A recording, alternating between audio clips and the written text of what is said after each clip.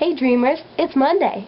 Teenage dreams in a teenage circus, running around like a clown on purpose. Who gives a damn about the family you come from? No giving up when you're young and you want some.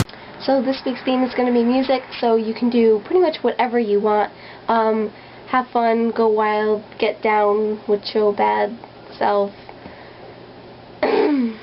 So the first band I ever listened to consciously was Queen. Like, I knew who they were and I knew lyrics and I paid attention. I had their 2-disc Greatest Hits album. And I think I got that when I was 11, but even then I wasn't really into music. And then 7th grade, lo and behold, Green Day.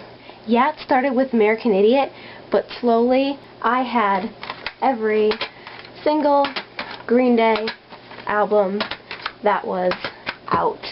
If you can tell me what 2 CDs are missing from that pile, I will give you a special prize. No, I won't. But I was so into Green Day. Every inch of my walls and ceiling and pretty much most of my furniture was covered in posters that I would make myself, calendars of Green Day I would rip off. Every single song title was represented. I had the warning lyrics written on a big poster and put on the front of my door. I think what touched me the most was the album Dookie. Because most of the songs on there were just about wasting your life and not knowing what you want to do, and losing love and finding out who you are.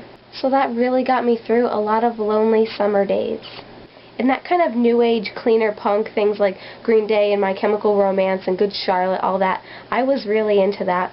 But after that came my 80s rock phase.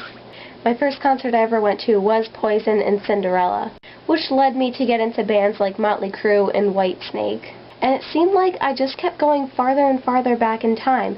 Soon I was into the Eagles and Led Zeppelin and Pink Floyd and Queen and the Beatles. And the farthest back I think I go passionately would be Elvis Presley. Swivel the hips, swivel the hips. And then joining band made me appreciate composers like Nellie Bell and Holst and Gershwin and Sousa. I'm also pretty into minimalism, if anyone knows about that. Actually, I'm into it whether you know about it or not. Steve Reich, Philip Glass, John Cage.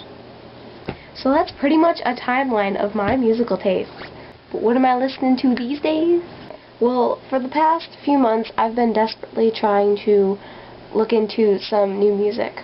Not necessarily a new genre, but just new artists, because I've been listening to the same old stuff for years now. So my Flogging Molly is a must. Thanks to my good pal Glendon, Annie DeFranco, I hope I'm saying that right. She's my kind of girl.